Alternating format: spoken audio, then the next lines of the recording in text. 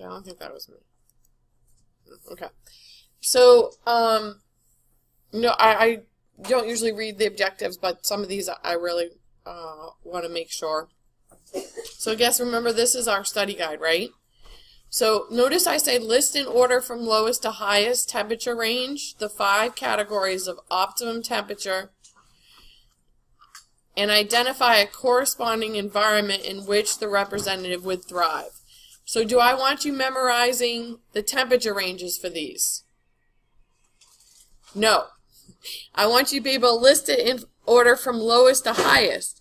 And guess what? Remember those tables I gave out to you and those diagrams I handed out to you, which you can take an extra copy from the back on your way out. Please take as many as you want, because I don't want to take those piles back with me. Okay? And then there's another handout. There is a new one, right? I even numbered them. The numbers were just so that I had enough copies, y'all. But, you know, if you feel like that's your lucky number and you want to play it in the next lottery, which, by the way, I guess somebody won, right? So I'm still here. Also, I didn't have time to buy a ticket. So, huh? No, no, but someone won in Carolina, right? For the mega bucks? The mega million, whatever, that was 1.2 billion. Yeah, that would have been nice. Huh? It was 1.6. And was it really one person? Oh, okay. And it's not anybody I know.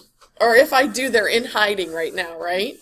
One of my friends, I was joking with him the other day. I was like, if you win, I will never hear from you again. So then I'll be sad, you know. And he's like, I'll give you money. I'm like, everyone's going to want your money if you win, right? That's the bad thing about the lottery. So, irrespective of that, pick up handouts, please. Don't make me carry them back with me. And I'm hoping we'll have enough time. I'll talk faster. I won't talk about things like the lottery, and we'll move on. So, yes, for this, that diagram in one of those packets, you'll see it on the test. And I'm going to have you rank them in order. So you'll have a nice pretty picture, right, to go along with putting these temperature ranges that we're going to look at in a minute in order, right? So there's a big clue on the test. But then too, right, more important is what are these environments like, right? So we'll talk about that. Identify why the growth rate raises with increasing temperature and then falls again at higher temperatures. And I think slide-wise I tend to forget to cover this one. So let's think about this for a second. What affects growth in an organism? What helps you grow? What do you need? Food, right? You need food, but once you take in that food like glucose, you need enzymes to break it down, and glycolysis and Krebs cycle. Remember all that stuff from like biology class that we're talking about in lab now? All those systems are run by enzymes, right? Which are what type of molecules? What's the magic answer for molecules? Proteins. Y'all remembered. Okay. And proteins are really affected by temperature, right? One, that chemical reactions in general happen faster with heat, right? So as temperature rises, reactions happen faster. But then you get to a certain point, right, especially with proteins, their shape will change. And we know for enzymes that shape matters, right?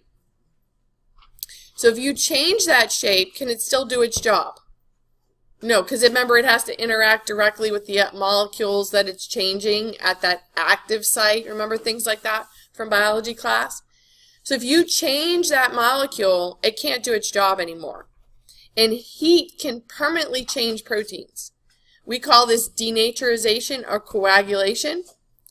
And probably, you know, other than the drug commercial, which they don't show anymore, when you fry an egg, right? Everyone's done this? Or scrambled an egg, right? You know what drug commercial I'm talking about, right? Once you fry that egg, you can't go back to being a raw egg anymore, right? That egg has a lot of protein in it.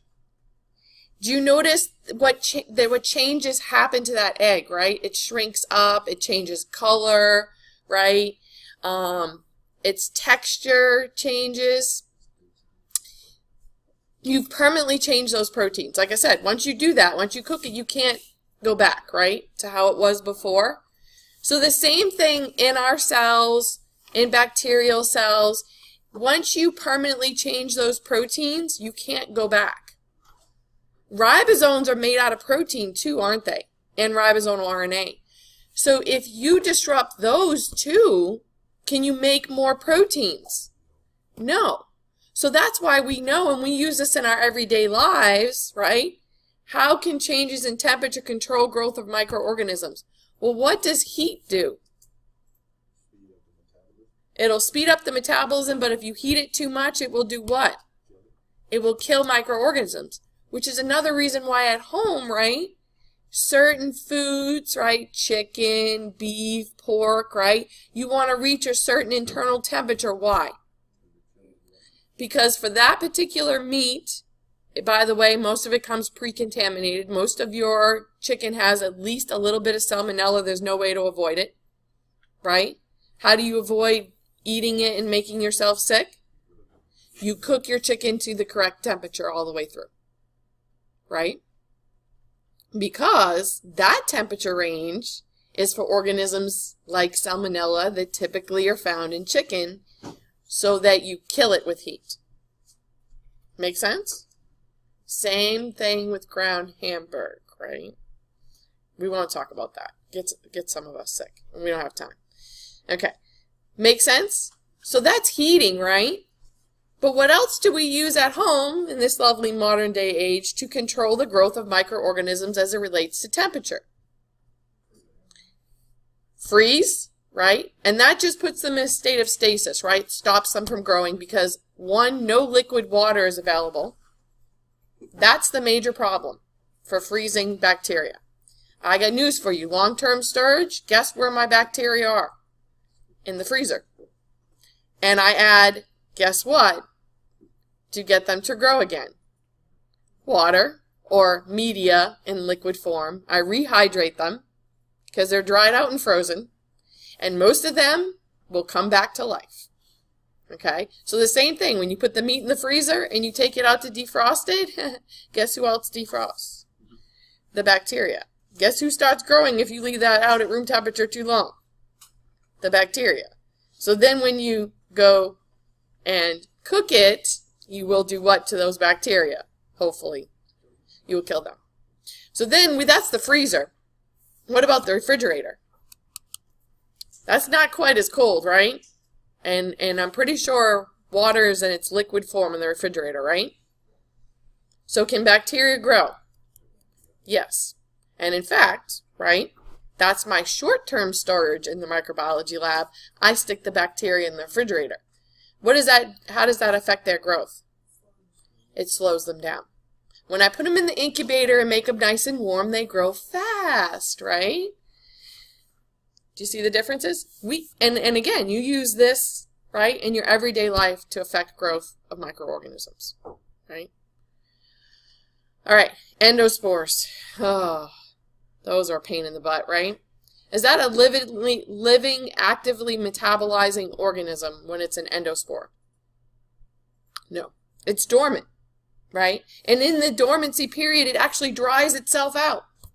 So drying it out, right, like we talked about last time, and probably talk about maybe again, I can't remember if we finished that, right? Not going to affect them. That spore coat helps protect them from UV light, pretty much radiation, and an autoclave, which is high pressure steam, right, like a pressure cooker, are the only things that are going to penetrate a spore coat other than literally directly putting it in the flame like we do in microbiology lab, right? You need extremely high heat or extremely high heat with moisture and pressure in an autoclave, or you need really good radiation. Those three things, and then there are very few chemicals out there that can disrupt that spore coat and actually disrupt and quote-unquote kill an endospore. So, why do these pose a serious health risk for us when using temperature to control the growth of microorganisms? Does temperature really affect these guys? No. When they're in the dormant state, they're not going to grow anyways. Doesn't matter if they're in the freezer, the refrigerator, in a can, whatever.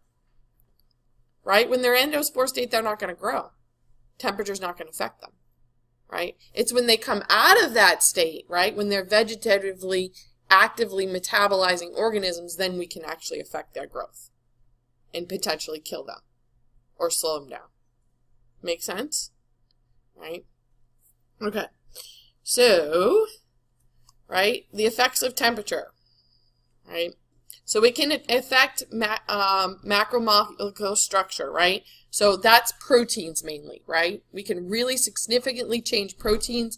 That significantly changes the functionality of a cell, right? Most of your enzymes are proteins. The membranes too are affected, right? Remember, this is the barrier of the cell, how stuff gets in and out. The membrane fluidity, right, can be seriously affected by temperature.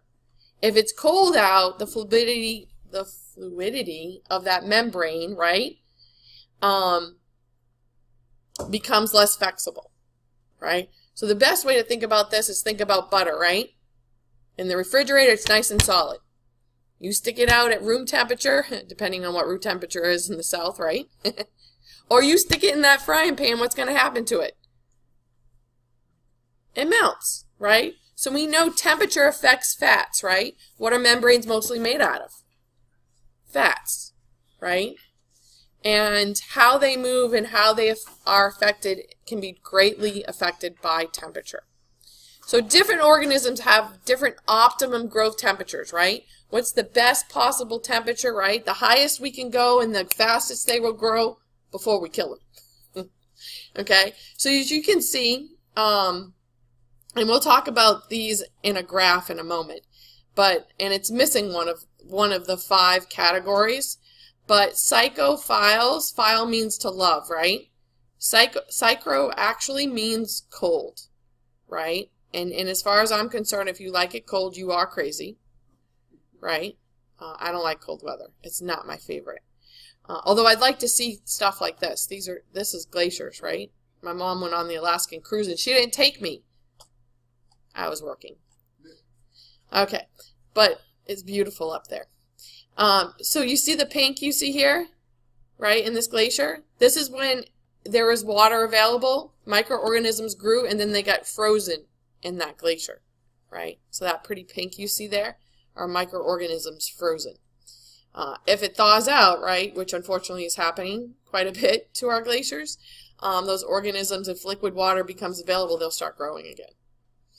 But I call eukaryotes like ourselves Goldilocks, because look, you know, some of us can grow in those cold temperatures, but we're kind of in the middle here. Mesophile, right? This kind of means middle, right? And there are a few eukaryotes, right, that can grow at higher temperatures of thermophiles.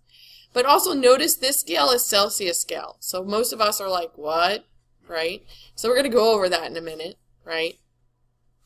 But archaea, notice they span this whole range, right? Cold to extremely hot. Why? Because we tend to refer to these guys as the extremists, right? These are the ones with the adaptations like monolayers to their membranes so they can survive at really cold or really hot temperatures and they don't fall apart, right? Some of them have adopted special enzymes that are extremely heat resistant, right, and don't get destroyed. Some bacteria, right, slip into this category as well, right?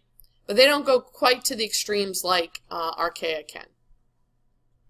So that one's a good graph, right, to think about, you know, what type of organisms can survive in what type of environment. So this is a picture I took. This is a trip I did get to go on before my mom did. It's Yellowstone National Park. I highly recommend it for multiple reasons. It's like a drive-through safari, right? It's pretty awesome. You'll see more bison than you'll ever want to see in your life. You will actually stop taking I stopped taking pictures of that, right? Bears, I usually walk away from, but you know, beautiful elk and moose, right? I saw a moose at a distance. That was really cool. Are they dangerous? Yes, they are. You want to see them at a distance too. And I always find it very interesting because there would be tourists, like the big elk with the huge racks, right? They would stand in front of them and take that picture. If that animal got spooked and decided to run, you're toast. One time I pulled over on the side of the road, everyone's like heading towards the tree line, right? And I asked somebody, I was like, what's over there? What are y'all going to see? They're like, a bear. I'm like, you're nuts. Got in my car and drove down the road, right? I was like, yeah, no. I think I'll pass on that one. So, I mean, like, literally they have boxes for you to store your food in, right? Don't keep it in your car because bears will destroy your car to get to it. So, yeah, it's, you know, a wildlife, you know, if you want to see wild animals. Although, of course, the bison are so used to people and stuff. But still, again, if that guy decides to run, you're toast, right? But as a microbiologist, right, this is the part that got me really excited, right, is because anyone know what Yellowstone National Park actually is? It's a crater left behind by a volcano. Yeah. So you have areas, so you have magma, right, very close to the surface. And then you have areas where water collects in holes in the earth that are really close to the magma, which heats up the water. Right? So you have a ton of hot springs. You have geysers like good Old Faithful. Old Faithful is Old Faithful because the architecture of that hole that holds the water hasn't changed much, right? So that chamber is pretty much the same. So as the magma is flowing through and heating up the water, it shoots up through a hole, right? That water that's been pressurized by the heat as steam on a pretty regular basis. Like they know its timetable, right? They literally have a schedule. It says this sucker's going to go off at this time. Others aren't as predictable in the park, but there's tons of them. These are what really fascinated me as the hot springs, and especially this was the only one I could really get it all in one picture because it was a smaller one. And you'll see the buffalo footprints sometimes too because they'll go on the edges of these. But some of these are darn hard. You can literally see the steam coming off of them. But do you see the different colors in this one? Like in the center, it's this beautiful blue. And then you see this green. And then you see this kind of golden color. Those are microorganisms growing. Okay? And the color isn't refraction of light or anything like that. It's the color of the different organisms. And in this case, it's really cool because the colors are dependent on temperature, right? Different organisms that produce different colors are growing at the different temperatures, right? So this is a cooler temperature as these golden ones, right? The greenish ones are at that warmer temperature. It's really kind of cool. So you see all these beautiful colors in some of these, right? One of them is actually called rainbow something or other. And as you go throughout the park, right? And I was like, oh, this is my favorite one. And then I go to the next section, right? And you think you've seen the most beautiful thing, right? And then I'm like, oh, this is so beautiful. It's my favorite. My ex-husband goes, stop, Erica. Right? Because by the time we get to the next section of the park, you're going to find a new favorite. So I have lots of favorites. It's a beautiful park, but it's constantly changing too. So part of the, one of the places where it was these called Mammoth Falls, where the water used to run down on them, doesn't anymore because earthquakes happened and things shifted, and so the water flow doesn't happen anymore. So you can see old-time pictures on the internet what it looked like when it was actually flowing. It was really quite pretty. It's not quite as impressive anymore without the water component.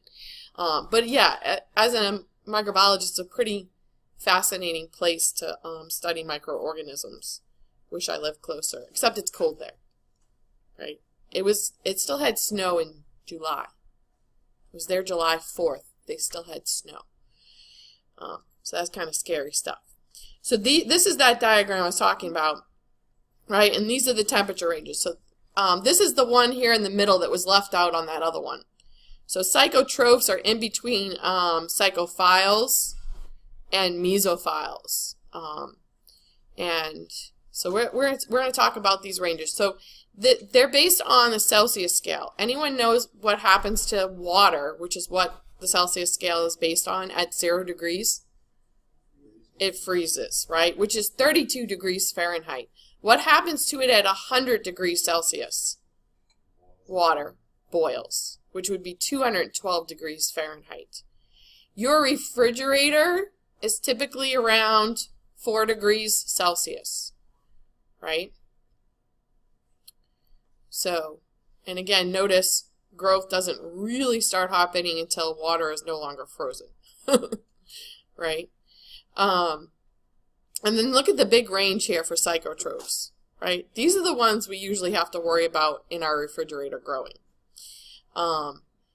Not so much growing in us, because notice the cutoff, right? Their growth kind of dies off here. So I have this one right here just as a reference point. So 20 degrees Celsius is around 70 degrees Fahrenheit. What I would prefer, actually what my husband would prefer room temperature to be at. Right? I'm more of a 73, 74 girl. 70, I'm still cold. Right? And then mesophiles, right there in the middle, is kind of like us, because 37 degrees Celsius, you should know this from lab, is what? Human body temperature. Ooh, what did I do? I hit the wrong button. There we go. It's 48 degrees Fahrenheit. And to give you an idea of how darn hot 70 degrees Celsius is, it's 158 degrees Fahrenheit. So that's really, really hot. So again, us mesophiles, we'd be right here in the middle. And anything that infects us, right, any pathogens that eat us, right, are mesophiles, right, because they're going to grow at our temperature. They're growing inside of us. That makes sense, right? Where are you going to find psychophiles on the planet Earth? Right, Antarctica, right, glacial lakes, things like that, where there's still liquid water. Right? Psychotrophs, where do we have to worry about them? We have to worry about them growing in refrigerated foods. So one that can actually grow in us and in the refrigerator, it kind of spans the range, is bluebell ice cream. What's the name of the organism? Listeria. Good old Bluebell is going to help me remember it and everyone else, right? Listeria can grow at refrigerator temperatures, and it can grow inside of you. For most of us, it doesn't cause a problem. Most of us with good immune systems, right, we can take care of Listeria-type infection. Pregnant women, on the other hand, it can affect the fetus, so it could cause a pretty serious infection. You know, and us pregnant women like ice cream. So, you know, shame on Bluebell for not being cleaner. They seem to have cleaned up their act. I don't know.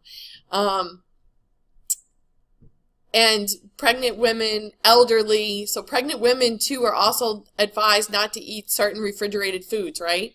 Like leftovers, hot dogs, things like that, that are more likely to have Listeria contamination. If you want to eat it, cook it, right? If you want to eat those leftovers, cook them, right, beforehand. Thoroughly cook the hot dog, right? Before you eat it, so you don't get that infection.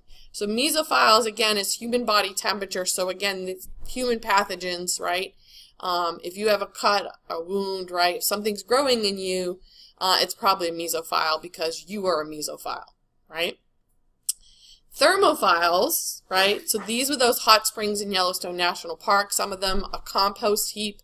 These types of organisms would grow in those types of environments. Would we have to worry about them infecting us and causing disease? No, we are too what? We're too cold. We're too cold for them.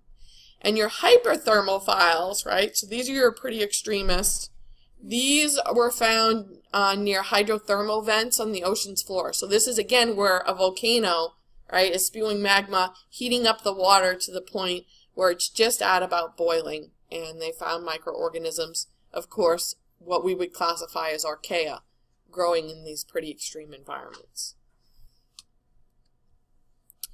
So temperature, heat, as we've already said, is great because it denatures and destroys protein, so therefore basically shuts down a cell. It can also affect nucleic acids. Heating to 100 degrees Celsius, right, which is boiling water, right, kills, notice the word most. microorganisms quickly. Is it going to kill all? No, I just said most. Is it going to affect endospores? No, right? There's one that it won't, right? So when you boil your water at home, are you sterilizing it? Possibly. More than likely, you're doing what's called disinfection, right? Where you're killing most of the microorganisms that would make you sick. Do we really have to worry about endospores in your drinking water usually? No, right? So boiling it does make it safer, right?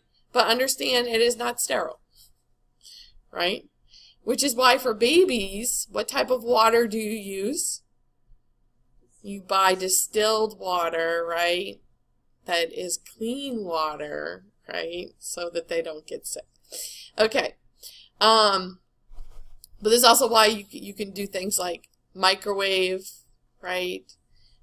Because microwaves heat up water and can help, right, disinfect, maybe even sterilize. At home, some of you may have the sanitize button on your dishwasher or even your washing machine if you have one of those new fancy ones. Do you really need to push that button? No. Not unless you have a baby or elderly individual or a sick individual whose immune system's compromised. Because all you're doing is elevating your electric bill, because all you're doing is increasing the heat put out by those devices, right? So unless you need the extra heat for extra killing, don't bother using it. Watch out for that too when you're cleaning things at home in your washing machine, because most of your detergents nowadays are formulated for cold wash only. So when you heat it up, guess what you do to the detergent? You decrease its effectiveness, right? So again, save your electric bill. Wash everything in cold, right? And don't worry about the sanitize button if you don't need it, right? Save your electric bill.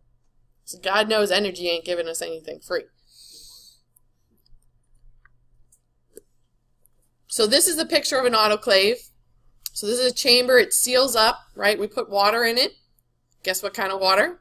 Distilled water, right? Clean water. And we close it up, right? It seals. If you've ever been in the biology labs in room 108, right? In the back of the room, look in the back of that room. That's where the autoclaves are, right? They're not actually in the microbiology lab. We stink up the biology lab instead, right? For when we're killing our bacteria or making our media in the autoclave, right?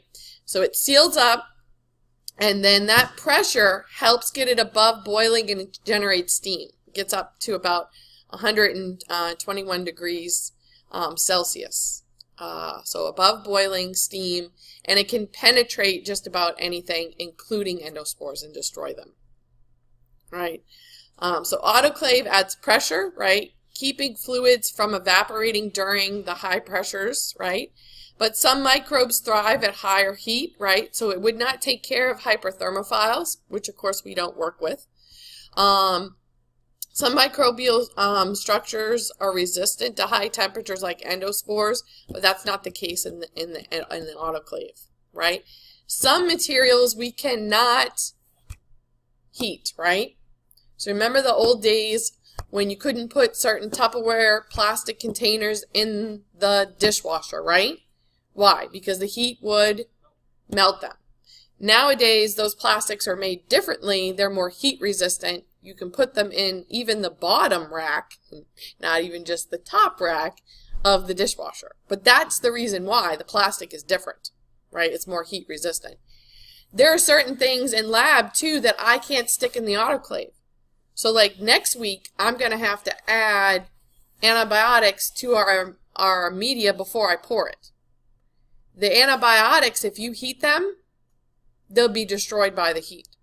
So I have to let the agar cool to the point that it's not going to denature the antibiotics, add the antibiotics, and then quickly pour all the plates. It's lots of fun, right? The fun that I have for y'all to be able to make pretty soon, glowing green E. coli is what we will do soon, right? We're going to do some transformation. So some things can't be heated, plastics, some proteins, some antibiotics, right? Things like that. So how do we sterilize these things? Anyone know? Depends on what it is, right? What the item is. What do you need to sterilize, right? A lot of stuff, medical stuff nowadays, is irradiated, right? They use radiation, especially a lot of the plastics, to kill any potential bacteria. Even a lot of medications, right? And when I say that word, usually people freak out, right? We're not talking about radioactive, right? We're talking about radiation. So we're talking about things like x-rays, right? Which will damage DNA, right, in an organism, us or the bacteria. And if you do it to a certain extent, you can kill the bacteria. This is why you wouldn't go get x-rayed every day, and why the technician does what when you go get x-rayed? They leave the room, don't they? Because otherwise, right, they'd be like poor Rosalind Franklin, right, who x-rayed DNA and probably gave herself ovarian cancer because of it, right? We cover those things up too when we go for x-rays, right? Because we don't want to irradiate that stuff and have, you know, really funky looking babies. Okay, so we know low temperature freezing, right? It damages cells, right? Most eukaryotic cells, it's going to form ice crystals. It's going to kill them. Bacteria have what extra layer that usually helps protect them from these ice crystals? Nope. Close. Cell wall, right? The cell wall helps protect them. It can stop biochemical reactions in microbes, right? It's good for long-term storage, right? So anyone know what this woman is doing? Freezing in liquid nitrogen, right? And we can do that with some eukaryotic cells, but we add glycerol, right, to those stalks a lot of times, even for bacteria. And this helps with the ice crystal formation and helps with long-term storage of eukaryotic cells. So like they do this with sperm and eggs for people, right?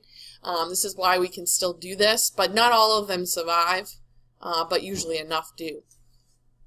Another type of low temperature heat you've probably heard of is pasteurization. And there's lots of different types of pasteurization. Let me see if I've got mine. No, I don't have it. Okay, so how many people have tried organic milk? And how many people have tried it and don't like it because it tastes different than regular milk? It's not different than regular milk. It tastes different. But why does it taste different? It's pasteurized differently, right?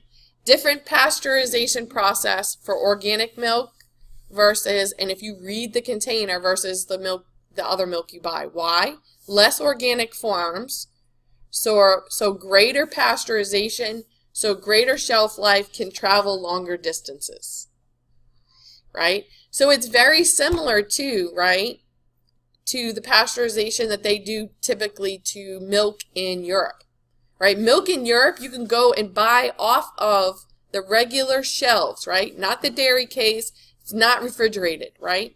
It's sealed up. You can buy it. But of course it says once you open it, put it in the refrigerator, because once you open it, you expose it to microbes. Microbes come in.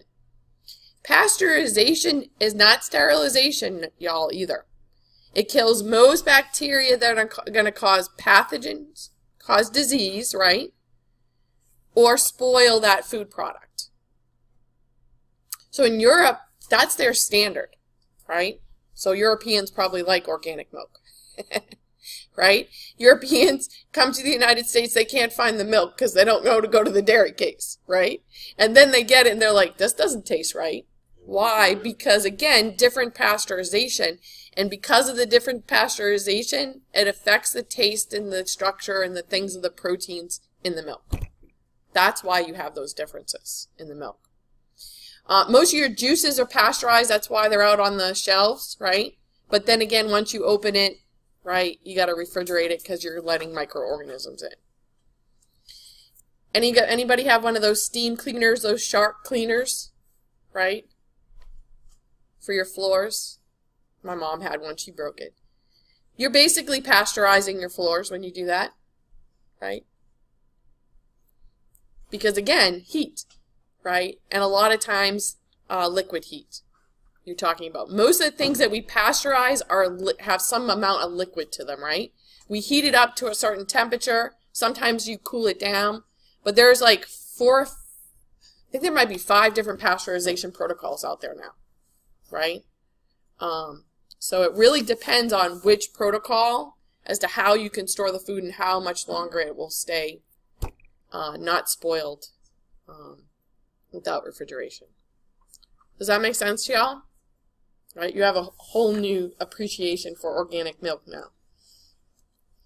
So, although the fact that the animals weren't giving anything unnatural, apparently, it tastes different because of the pasteurization is different. Okay, so hypertonic solutions to help preserve our foods. So again, this has to deal with water activity. So how much water is available for the organism to use? You have to have water in order to grow. All organisms, bacteria included, right? Bacteria have a special thing, though, that does help protect them from hypertonic solutions, right? So when the water gets sucked out of them in a hypertonic solution, that means there's a lot of stuff, right? Like when we salt our foods, or in the case of honey, look at that water activity. It's real low. Lower than from most bacteria. And that's because of the high sugar content in honey, which is another reason why you can leave it out on the shelf, right? And usually nothing grows in it. Usually nothing. Or should we say bacteria won't grow in it, but funguses can, molds can. That's another reason why you should give it to babies, right? Because there could be mold or something in it and they could be allergic to it. And it's harder to tell when a baby's sick than when an adult is. They don't usually talk to you much, right? Or not in, understandable terms. Okay? And sometimes we don't notice these things until they're too late. So, for bacteria, though, they can bounce back from this, right? So if you shrivel them up, if you add water, just like a raisin, they can plump back up, right? A raisin is a shrunken what? Grape. You can turn it back into a grape by adding water, right? But again, it helps preserve it by not having water. So one way is hypertonic solutions. Another way is drying out your food. So literally evaporating the water. A lot of times via heat, right? When we dry out things, make things like beef jerky and such, right? Or dried fruits and things like that, right? Again, it's that lack of water that helps preserve because bacteria need water to grow. Does that make sense? Okay. All right. So, seawater, because everyone thinks that seawater is salty. Compared to other things, it's really not that salty. It doesn't have that low of a water activity. It's just a little bit. I forget the percentage of salt in seawater. Okay. So in lab, right, we want to grow microorganisms. And sometimes we want to know more about the microorganisms, or we want to select for them. So there's a bunch of terminology here that you guys need to know. And unfortunately, the version of the book that we have right now, I can't remember if it doesn't talk about all of these media in detail like I would like them to. So those of you guys in lab are lucky enough that 3 of these we're really going to go into great detail about. In lecture, we're just going to briefly talk about them. And then usually later on, after you guys inoculate them next week, because I poured all this media and bought, and it got delivered from the manufacturer, because I don't mess with blood. And it's sheep's blood. We buy the blood agar plates from the manufacturer. So all that stuff is in the microbiology lab right now, and we'll inoculate our plates next week and then look at them the following week. So I have pictures in here, but I find pictures just really don't do it justice.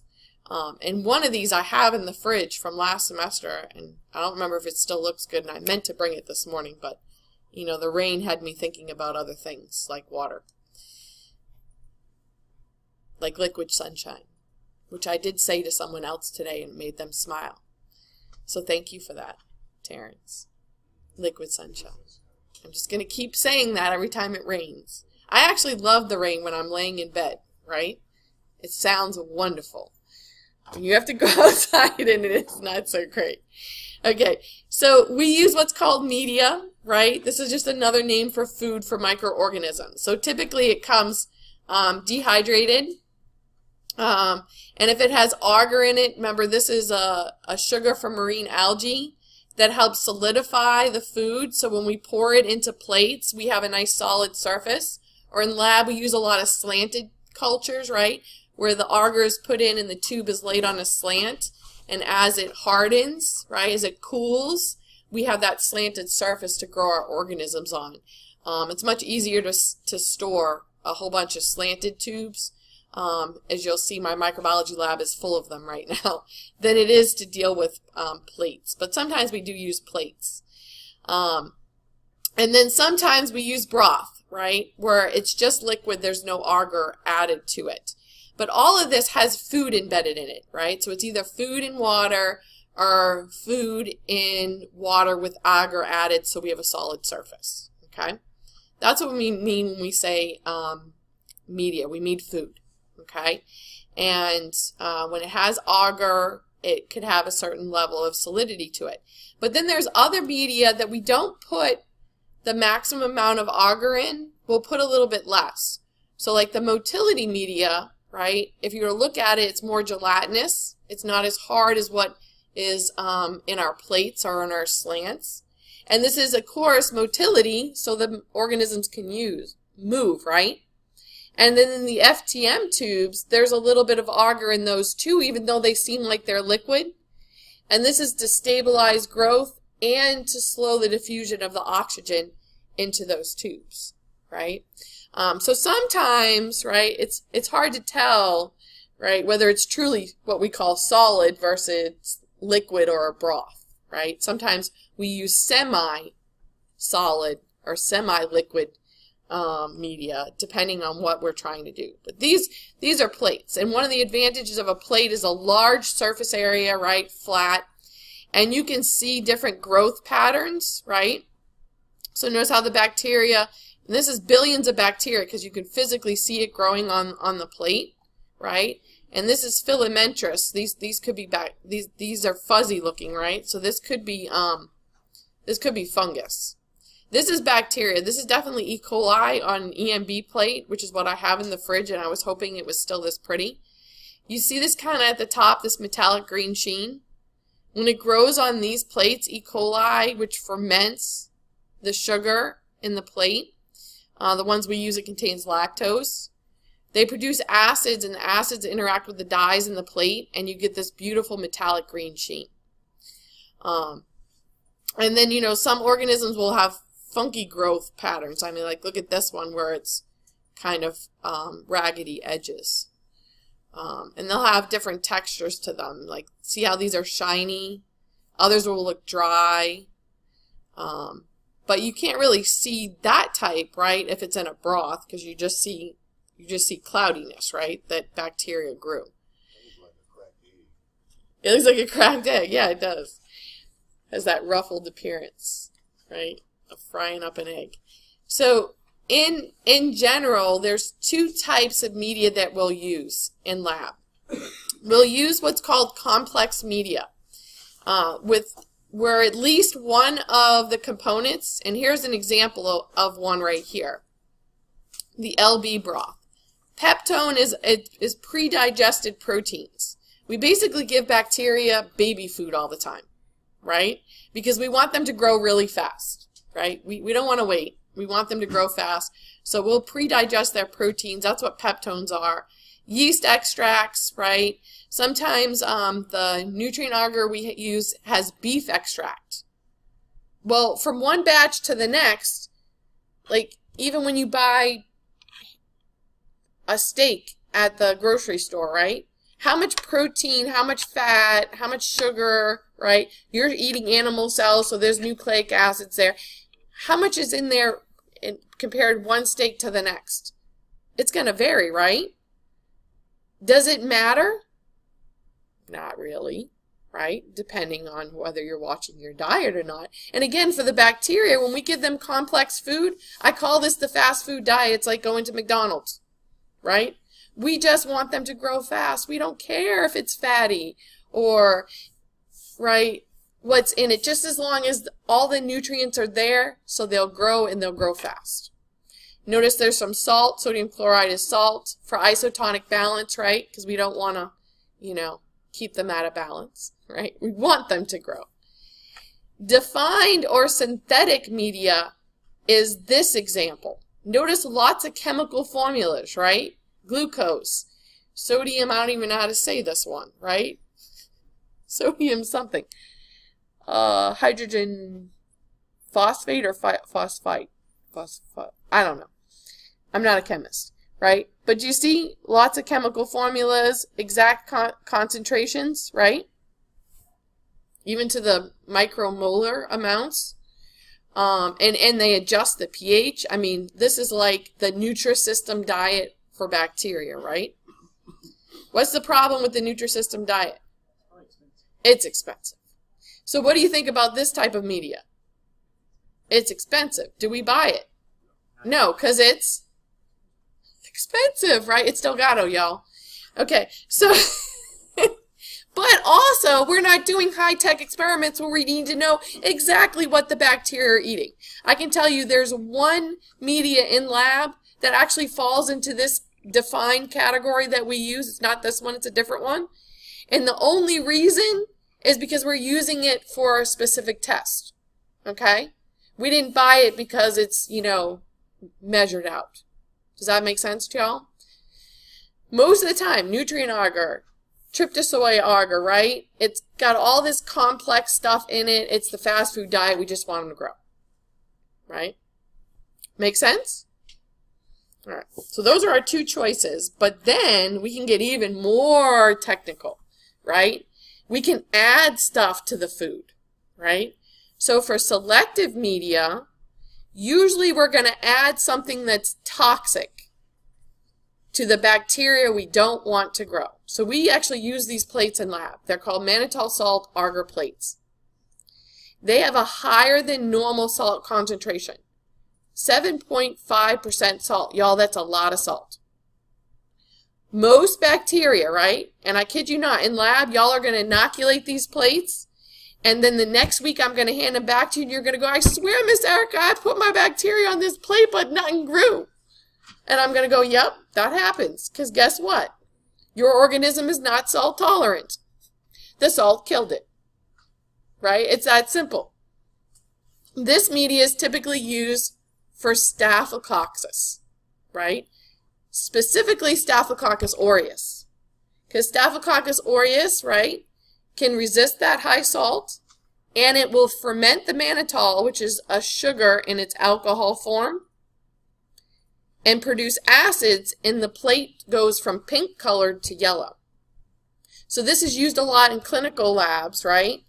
To quickly, right, if they take a swab of your skin, y'all, a whole bunch of bacteria are going to grow like Staph epi, right? We don't care about Staph epi. Staph epi will grow on these plates, right? But it won't ferment the mannitol. It's salt tolerant because it lives on your skin, right? And we know, right, everybody sweats at some point. Y'all got news for you, right? And in our sweat is salt. And I think the salt is there to help for the convection to cool us off, right? But it is also antibacterial against most bacteria. So when we're using selective media, there's usually something toxic in that media that's going to kill off the ones we don't want and help us select for the ones we do. So mannitol salt is one of those examples. That media, as far as the salt is concerned, is being selective. As far as the mannitol, right, that media is also considered differential. So differential media usually have components in them that the bacteria can utilize, or at least some of them can, and it will cause physical changes in either the bacterial growth or the media. And the most common thing we look at is fermentation of sugars, right? So in the case of McConkey agar and eosin methylene blue, they ferment the lactose, they produce acids, and a color change happens, right? So notice, like I said, in this picture, that's an EMB plate. E. coli doesn't normally look metallic green, right? It's because it produced acid from fermenting the lactose, and it interacts with the dyes, eosin and methylene blue in this plate, and that's why you get this pretty metallic green sheen. It's my favorite plate. It's the prettiest. Looks like jewelry, right? McConkey's a little bit different. It'll turn pink, right? Because there's a pH indicator in there that helps you see that. Same thing with the mannitol salt agar plates. Guess what? pH indicator. So when it produces the acid, the media changes color because the media contains a pH indicator. Then we can work with enriched medias where just as it implies, right, enriched, we've added even more stuff, right, to help the organisms grow. So I always have trouble saying this particular part of this word. I think it's saboridol dextrose. It's a sugar, agar, right? This particular sugar fungi love it, right? So that particular type of media, they usually start out with a base type media, like maybe nutrient agar or something like that, those types of foods, but then they add this sugar to it to help promote the growth of these bacteria. The most common enriched media that we use in lab is blood agar, where we literally add whole red blood cells to it. And then, of course, some microbiologists had a little bit of a sense of humor. And lysed red blood cells will turn brown, right? So there's a media that's brown, and guess what they called it? Chocolate agar. There's no chocolate in it, y'all. It just happens to look like chocolate, right? Somebody thought that would be funny, I guess. All right, so there's the McConkey, as I said. I'm right. See, turns pink. Where some organisms that don't ferment the lactose, right, can grow on it. And McConkey agar no longer, right here, we're looking at its ability to be differential, right? You see different colors, right? We can differentiate one group from another, lactose fermenter from non-lactose fermenter. Here, Staphylococcus aureus, which is a gram-positive bacteria, was inoculated. Did you see any growth on that plate? No, because McConkey agar contains things that make it selective for gram-negatives, right? So it has stuff in it that are toxic that'll stop the gram-positives from growing. And it's bile salts and something else, but definitely bile salts that'll kill the gram-positive and not the gram-negatives. So therefore it helps select. So it depends on what we're talking about, right? Whether we're talking about what's making it differential or what's making it selective. This is an example of a blood agar plate. So notice the red is actually whole red blood cells. And then you see the growth of the bacteria. Do you see how there's a zone of clearing around it? Some bacteria produce hemolysins, which are enzymes that lyse red blood cells. And because of that, right, this is literally lysed red blood cells. That's why it's clear. The red blood cells are being destroyed and eaten by the bacteria. The bacteria are actually after an element that's in very high concentration in red blood cells. So element, I'm thinking periodic table, right? I'll give you a clue. What protein is in very high concentration in red blood cells? Hemoglobin. Hemoglobin helps us carry oxygen, right? But does anybody know what element that's part of hemoglobin that the oxygen actually binds to? Iron. Iron. They're after the iron. Bacteria need iron for their metabolism, and our red blood cells are a very rich source. So as you can imagine, this is a pathogenic bacteria, right? The organism that causes strep throat, Streptococcus prurigens, does this, right? Annihilates red blood cells. When I was a kid, they'd swab your throat right in the doctor's office and rub it on a blood agar plate. He'd stick in an incubator right there in his office, right? Nowadays, they swab your throat and send it off to the lab, or they'll also do a test, a rapid test, using antibodies to detect the presence of that bacteria, right? The rapid strep test right in the office, and within minutes, we could tell you if you have it, potentially. But as a backup, a lot of times, right, they're going to do the swab, they send it off to the lab, some microbiologist does this, right? Why do we want to know right away if you have a disease? We want to treat it. And especially with strep throat, one, you don't want to even swallow your own spit. We've talked about this, right? It can cause serious complications. So you want to take antibiotics as soon as possible to kill off that bacteria. And you want to take the full course of antibiotics, right? Okay. So that's the basics of growth, right? So we want to give them the food that they need, and we can even use special types of media to select or differentiate different groups, or to give them stuff specifically to grow, and in the case of blood agar, to again show some differentiation. What they don't show you in your book, and I wish they did, there's a different type of hemolysis that I'll show you in lab, and it doesn't stay well very long. These plates don't hold up long term. But it's a bacteria most of us have in our mouths. It's a Streptococcus mutans. It causes cavities. You have it even if you went and got your teeth cleaned. They can't get it all out, and it's in the environment. You just keep getting inoculated with it, and it likes to grow in your mouth. When you feed it sugar, it produces acids. It deteriorates your teeth. This one is what's called alpha hemolytic. So instead of completely lysing the red blood cells, which is called beta hemolysis, so I always remember bad. That's the worst case scenario. B for bad, beta completely lyses red blood cells. Alpha just pokes holes in the red blood cells. And when it does that, it lets oxygen in. And iron, right, when it rusts, it turns what color? Green, actually, at one point even. And so the plates get this greenish discolorization to them near the growth, because that's incomplete lysis. That's alpha hemolysis. So a lot of times in lab, right, your unknown culture, unless you contaminate it, it is pure, which means it's a single organism, right? Pure cultures, or a colony, a growth on a solid culture media, whether it be a plate or a slant, that you can see the physical growth, the colonies. If it's pure, it's one species of bacteria.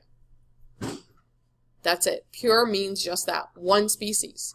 We want to work with pure cultures all the time, especially when you have an unknown and you're trying to figure out what it is, because if you have two organisms growing in the same place, how do you know who's doing what? You don't.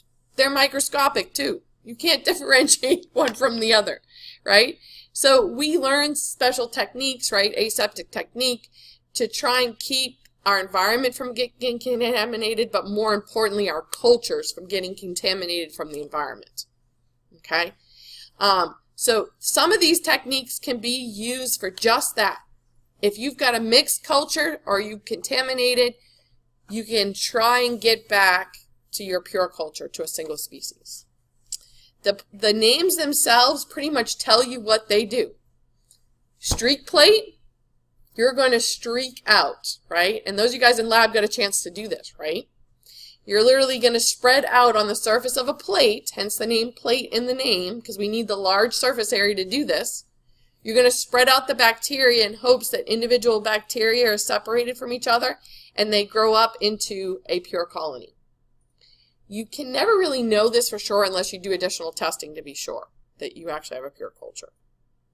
One of the things is look at it under the microscope. If you see cocci and rods, is it pure? No. Bacteria have one shape, right? Unless they're pleomorphic, right? Then that's a whole nother beast. Spread plates. Guess what you do? You spread the bacteria out on a plate using a special tool called a spreader. It looks like a hockey stick, right?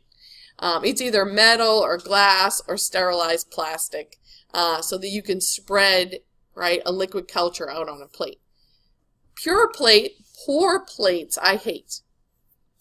Because guess what you do? You take liquid agar food media, right? You add your bacteria sample to it, and then you pour it into the plate. That sounds great, doesn't it? But remember, it's in its liquid form, so that media is still hot, right? If it's too hot, what will happen to your bacteria? You will kill them. So you have to have it at the right temperature, right? I have a water bath now, so it's like possible to do this, but it's still a pain in the butt technique. I don't like messing with it, right? What's the purpose, right? One of the benefits is that large surface area. So as I said, each one of those techniques is going to separate the bacteria, hopefully, right? If your concentration isn't too high, and you can get individual cells, right? So each one of them is done differently. Streak plate, you literally take a loop or a swab and you put some bacteria on one section of the plate. The most common method for streak plate is what we call the quadrant method. This one is a variation of this because they only did 3 streaks. Quadrant, right, means 4, right? You streak it out 4 times.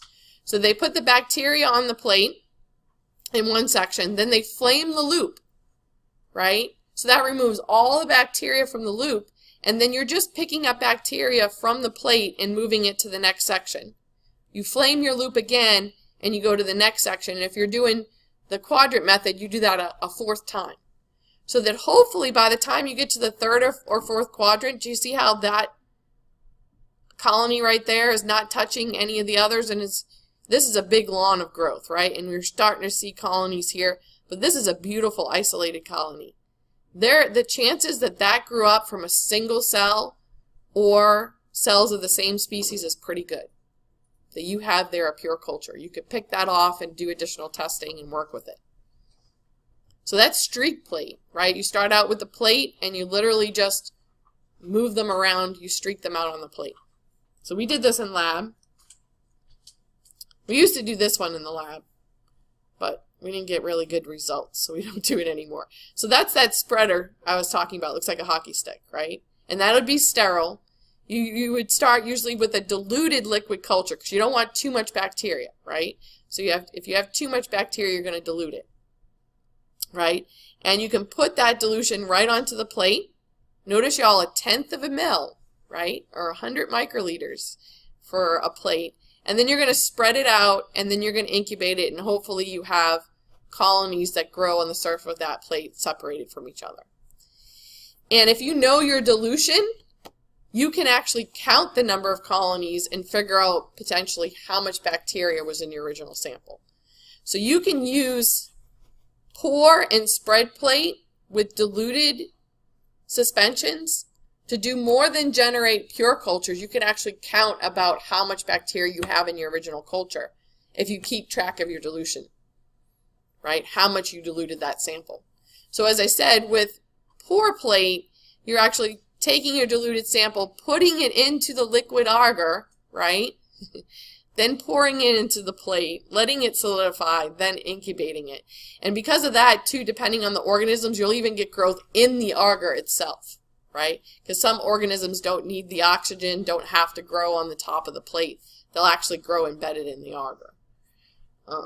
Not my favorite technique, but for some things you need to do that. So scientists do it.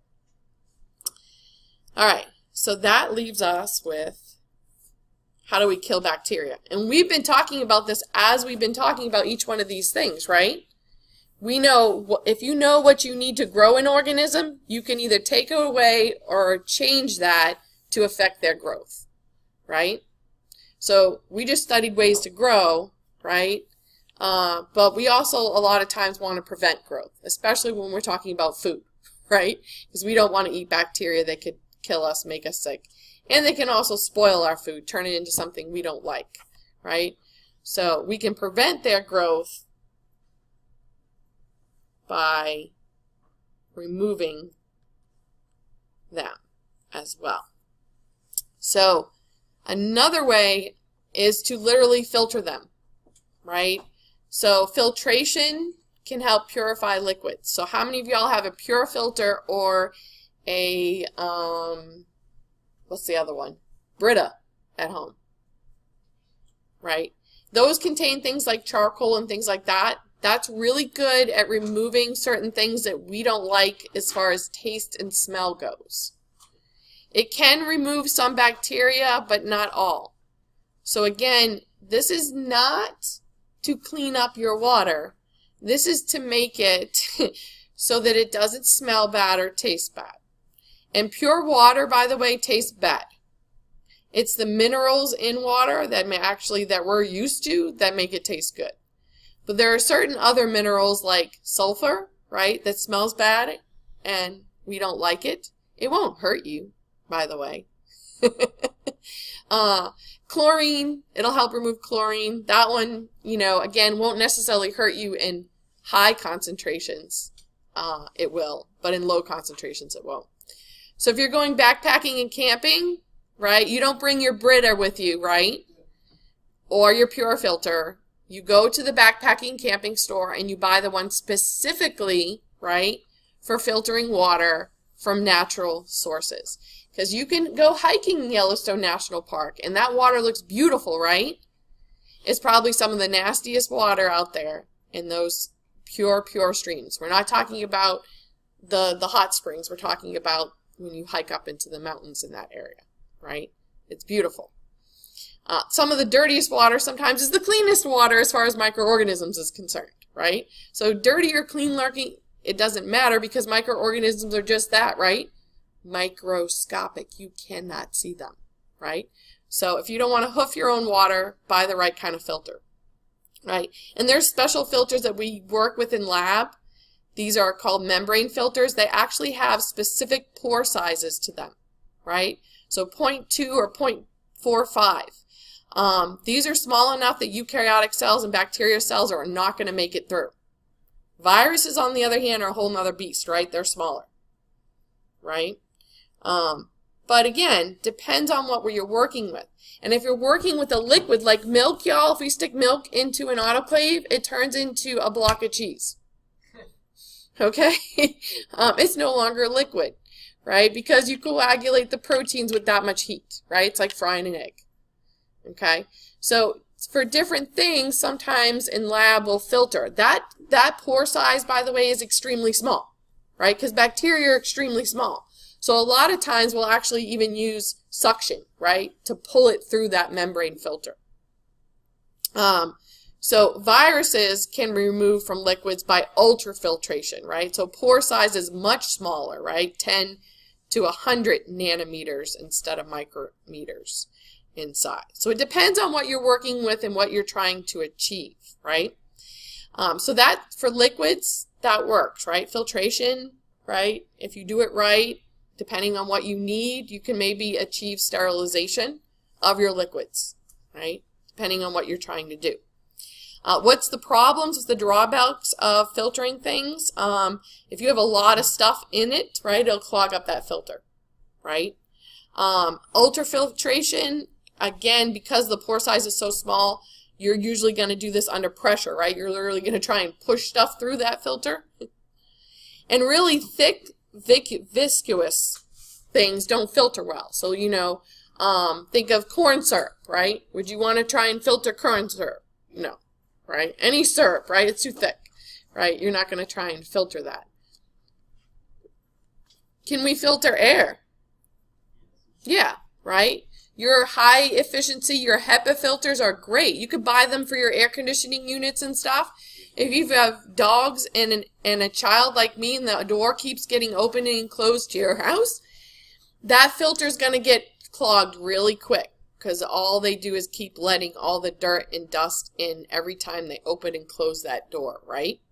But if you have allergies, right, it might be worth it to pay the extra money for that higher level of filtration. All right, so the last is radiation. There's 3 types of radiation. We already talked about this one, right? UV light causes thymine dimers, can damage DNA. So we use UV light, and they're even using it for water nowadays, but very thin ribbons of water, right? Because UV light doesn't penetrate very far, which is why you can put things like sunscreen on and create a nice layer, or some sunscreens act by bouncing the rays off of you so that they don't absorb into your skin and cause damage. ionizing radiation. So we're talking about X-rays and gamma rays. They're literally throwing electrons at you. Okay? This can break up DNA. This is the most damaging to DNA and the most effective. So, why can some microbes survive exposure to radiation? Do you guys remember one way back that we talked about? They actually found this one in soil by literally irradiating the soil, and the bacteria were still growing. It keeps a whole bunch of copies of its DNA in its cells, right? So you'd have to, I don't know what level of radiation you would have to throw at that sucker to kill to disrupt all of its DNA. So can we use this against microbes for growth? Absolutely. Why do you think we don't use it so much for our food? Because nowadays they want to put on the label if it's been irradiated, right? And most people think what when they see that? They think their food is radioactive, right? Different type of radiation, y'all, right? There's this confusion of what we mean by radiation, right? So maybe we need to explain, right? We threw electrons at it and broke up the DNA, but that would be a really long sentence to put on a label, right? Is that my last slide? Almost. Okay. Oh, yep, no, there's 3. Ionizing radiation is X-rays and gamma rays. So the drawback with UV light, not very penetrating, but look, in some countries, literally like just putting water bottles out, and in labs we use UV light when we're not working in the biological hood to help kill off. I'm not going to go over these because they're not on the test, but later on we can talk about antiseptics versus disinfectants.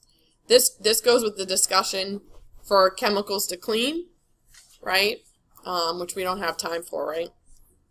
Yep, we don't have time for it. I'm a minute past time.